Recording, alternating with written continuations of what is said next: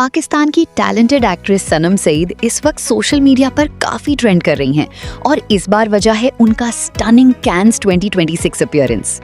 जी हाँ, सनम सईद ने cans film festival में अपने रॉयल और एलिगेंट लुक से इंटरनेट यूजर्स की अटेंशन गेन कर ली है और फैंस उनकी क्लासी अपीयरेंस को बहुत पसंद कर रहे हैं।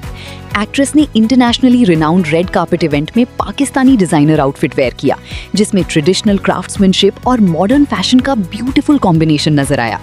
सोशल मीडिया पर स्पेशली उनके व्हाइट रॉयल कुटियोर और ग्रीन साड़ी लुक ने बहुत हाइप क्रिएट की। एंटरटेनमेंट पेजेस और फैशन ब्लॉग्स भी कंटिन्यूअसली सनम सईद के कैन्स लुक्स को शेयर कर रहे हैं और फैंस कमेंट्स में उनकी एलिगेंस और ग्रेसफुल पर्सनालिटी की तारीफ करते नजर आ रहे हैं।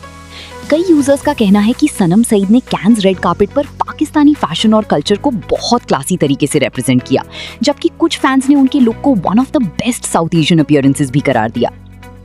रिपोर्ट्स के मुताबिक उनका कुटियोर आउटफिट थाउजेंड्स ऑफ आवर्स की डिटेल क्राफ्ट्समैनशिप के बाद तैयार किया गया था, जिसने सोशल मीडिया पर और भी ज्यादा अटेंशन गेन की।